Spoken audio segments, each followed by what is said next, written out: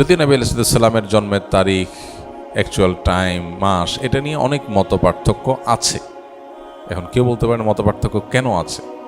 কেন আছে তার কারণ হলো, সে যুগে মানুষ জন্মের তারিখ সংরক্ষণের ব্যাপারে এখন আমরা যতটা সিরিয়াস, বা আমরা যত জন্ম হলে সাথে সাথে তারিখ নোট করে ফেলি, তখনকার মানুষের মধ্যে এটার এত গুরুত্ব ছিল না। ওই সময় তো অনেক পরের কথা, 1450 বছর। এখন থেকে 50 বছর, 100 বছর আগেও যদি আমরা চলে যাই, 100 বছর যাওয়া লাগবে না, 20-30 বছর আগেও যদি চলে যাই, অনেকের দেখবেন যে আমাদের জন্মের তারিখে ঠিক নেই, মা বাবা খেয়াল করেন নাই। বাট এখন মানুষ অনেক অ্যালার্ট, গ্রামেও একদম তারিখটা লিখে রাখে, কারণ জন্ম নিবন্ধন তো করতে হয়। তো আগে যত পিছনে যাবেন এটার তত গুরুত্ব ছিল না। নবী করিম সাল্লাল্লাহু আলাইহি ওয়াসাল্লাম ব্যাপারটা হলো, তিনি যখন জন্মগ্রহণ করেছেন তখন আল্লাহর কিতাবে, আল্লাহর এলেমে তিনি নবী ছিলেন। মক্কার মানুষজন কি জানতো? জানতো না। কুরাইশ বংশের অন্য 10টা বাচ্চার মতো একটা বাচ্চা জন্ম নিয়েছে বলে তারা মনে করেছে। এই যে একজন নবীর আগমন, এটা তো মানুষ টের পায়নি, কিন্তু যখন তার মৃত্যু হয়, দুনিয়া থেকে চলে যান, তখন তো দুনিয়া জানে তিনি নবী। এই জন্য মৃত্যু দিবসটা যেভাবে সংরক্ষিত, জন্ম দিবসটা সেভাবে সংরক্ষিত না। সেটা যাই হোক, জন্মদিবস মৃত্যু দিবস দুইটাই এই মাসে আমরা ধরেই নিলাম, রবিউল আউয়াল মাসে। তাহলে এই মাসের আমল কি? উত্তর হলো যে এই মাসের জন্য আলাদা করে স্পেশাল কোনো আমল নাই। আমল হলো সারা মাসের, সারা বছরের। সেটা কি? সেটা হলো নবী করিম সাল্লাল্লাহু আলাইহি সাল্লামের সুন্নাহকে অনুসরণ করা, তাকে সব কিছুর চাইতে, সবার চাইতে বেশি ভালোবাসা দেওয়া, এবং তার আদর্শকে নিজের মধ্যে ধারণ করা। এই কাজগুলো যদি আমরা করি, তার প্রতি ঈমানদার দাবিদার যারা, তাহলে ইনশাআল্লাহ কিয়ামতের ময়দানে তার সুপারিশ, তার সাথে জান্নাতে থাকা, আরও আল্লাহ তাআলা বিভিন্ন নেয়ামতের অধিকারী আমরা হতে পারবো। আর যদি আমরা রবিউল মাস আসলো আর 1-2টা মিলাদ পড়লাম, কিয়াম করলাম, বা কিছু আমল নবী সাল্লাল্লাহু আলাইহি ওয়াসাল্লামের মহব্বতের নামে করলাম, আর করে যদি মনে করি যে আমার দায়িত্ব আদায় হয়ে গেছে, সেটা ভুল হবে। আমাদের সমাজের মানুষের হলো নেচার হলো যে রবিউল আউয়াল এলে তোমার গান গাই, ও রবিউল আউয়াল গেলে তোমায় ভুলে যাই। তো নবী সাল্লাল্লাহু আলাইহি ওয়াসাল্লামের ইত্তেবা কোনো মাসের সাথে সম্পৃক্ত না, সারা বছরের, সারা জীবনের জন্য। বিধায় রবিউল আউয়াল মাসের জন্য কোরআন অথবা হাদিসে আলাদা কোনো আমল, বিশেষ কোনো আমলের কথা বলা নেই। সম্মানিত 4টি মাস আছে, সে 4টি মাসের কথা ভিন্ন, যেমন জিলকদ, জিলহজ, মুহররম আর রজব মাস। আর রমজান মাসের বিশেষ ফজিলত আছে। মাসগুলো সবই সমান, এগুলোর বিশেষ স্পেশাল কোনো আমল নাই, যেমন রবিউল আউয়ালেও আলাদা করে কিছু নাই। নবী করিম সাল্লাল্লাহু আলাইহি সাল্লামের জন্মের দিন হলো সোমবার। কি বার? সোমবার। এই দিনটাতে মুসলমানদের জন্য নফল রোজা রাখা উত্তম। যদি সুযোগ থাকে আমরা নফল রোজা রাখতে পারি, সেটা সুন্নাহ আদায় হবে। নবী আলাইহিস সালাম সোমবারে রোজা রাখতেন, এবং তাকে জিজ্ঞাসা করা হয়েছে, সুইলা আন সিয়াম ইয়াউমিল ইথনাইন।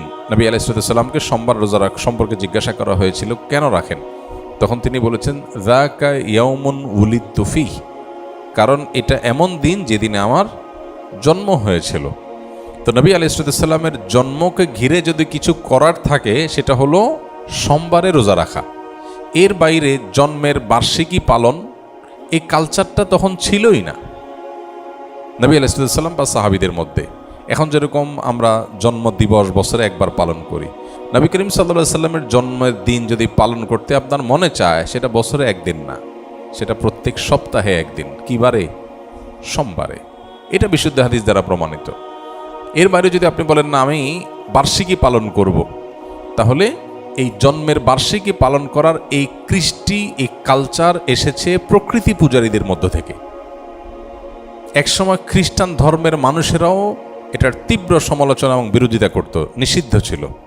পরবর্তীতে খ্রিস্টানরা তাদের নবী ঈসা আলাইহিস সালামের জন্মদিবস পালন করা তারা যখন শুরু করেছে, এখন এক শ্রেণী মুসলমানরা মনে করা শুরু করলো যে তারা যখন তাদের নবীরটা পালন করে, তাহলে আমরা কেন আমাদের নবীরটা পালন করব না? ভালো নিয়তেই তাদের অনুসরণ করার চিন্তা শুরু করেছে। অথচ নবী সাল্লাল্লাহু আলাইহি সাল্লাম বলেছেন, একটা সময় আসবে তোমরা মুসলমানরা, তারা তাদের অনুসরণ করবে, 1 বিগত গেলে তোমরা 1 বিগত যাবে, 1 হাত গেলে তোমরাও 1 হাত যাবে। তারা গর্তে গিয়ে ঢুকলে গুইসাপের তোমরাও সেখানে গিয়ে ঢুকবে। তখন নবী আলাইহিস সালামকে সাহাবী জিজ্ঞাসা করেন, কাদের কথা বলছেন? ইহুদি খ্রিস্টানদের কথা? তখন নবী সাল্লাল্লাহু বলেছেন, তারা ছাড়া আর কাদের কথা বলবো, তাদের কথাই বলেছি। অর্থাৎ তারা যা করে আমরা তা করব। এখন ওদের নবীর জন্মদিবস উদযাপনের নামে তারা ক্রিসমাস ডে পালন করে, যদিও সেদিন ঈসা আলাইহিস সালামের জন্ম হয়েছে কিনা সেটা আর এক ঐতিহাসিক বিতর্কের বিষয়, কিন্তু আমরা মুসলমানরা অনেকে মনে করি তাহলে আমরা আমাদের নবী মুহাম্মদ সাল্লাল্লাহু আলাইহি সাল্লামের জন্মদিবস অনুসরণ করব। আমাদের নবী মুহাম্মদ সাল্লাল্লাহু আলাইহি সাল্লামের জন্মের পর উনি দুনিয়াতে বেঁচে ছিলেন কত বছর? 63 বছর। ওনার মৃত্যুর পর সাহাবীরা প্রায় শতবর্ষের মতো, সর্বশেষ সাহাবী দুনিয়া থেকে যাওয়ার ইতিহাসটা প্রায় কয়েক যুগ, শতবর্ষের মতো। এবং খোলাফায়ে রাশেদা তারপরে দুনিয়াতে বেঁচে ছিলেন কত বছর? 30 বছর। তাহলে শুধু খোলাফায়ে রাশেদের কথাই যদি বলি, নবী আলাইহিস সালামের 63 আর 4 খলিফার 30, তাহলে কত হয়? 93 বছর। ইসলামের স্বর্ণযুগে খোদ নবী সাল্লাল্লাহু আলাইহি সাল্লাম এবং 4 খলিফার এই 93 বছরের একটা বছরও এমন পাওয়া যায় না যে বছরে একবার নবীজির জন্মদিবস তিনি নিজে অথবা তার কোনো খলিফা, কোনো সাহাবী পালন করেছেন। তো তাদের চাইতে কি আমরা তাকে বেশি ভালোবাসি?